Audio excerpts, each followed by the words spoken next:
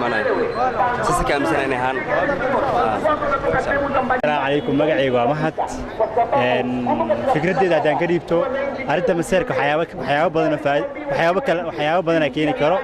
كم تهلاوض قف oo isqabo oo reerka ah waayo haduu meesar meesha aan jirin jacayl haduu meesha jirin maseer ma jiraayo waayo waxa keenayo maseerka badan waxa keenayo jacaylka farada badan oo qofka kale u qabo ama xaaskiisa ahaato ama qof uu jecel yahay ahaato ibaanteed balse aan fikradeedu waxa leeyahay maseerka waxa keenayo qof ruux jecel haduu qof ruux jecel ayaa wax ka maseer mooyaan qafan jeclan wax ma maseeray Soomaa marka waxa aaminsantahay jacaylka fuulka inuu maseerka keeno jacaylka fuulka inuu maseerka ay aaminsanahay bismillaahir rahmaanir rahiim maseerka anu waxa ka aaminsanahay horta qof bila aadan oo ilaahay dareen galiyay ruuxa ilaahay uu dareenka galiyay dareenka uu galiyay daraadiis umbu maseerku ka imaado sida daraadeed maseerka wax jira sharci ahaan hadii xagga diinida la fiiriyo hadii ma xaq aqli ahaan la fiiriyo marka wax jira weeyaan wuxuuna ka imaadaa cimilo qofka bila aadanka ku imaada ayuu ka imaada maseerku fikirkaas ayaanu ka qabaa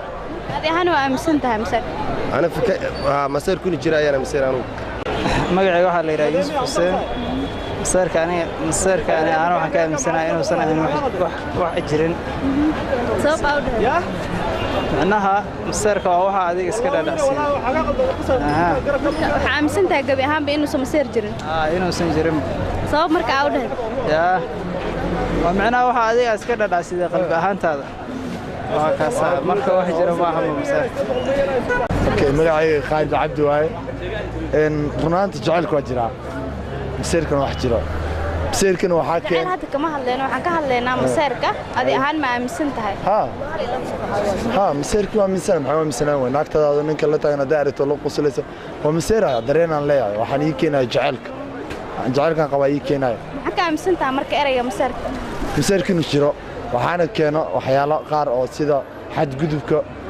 xaaskaada xadgudub sameeyso ama ninka la qosasho ma maseeraysa adiga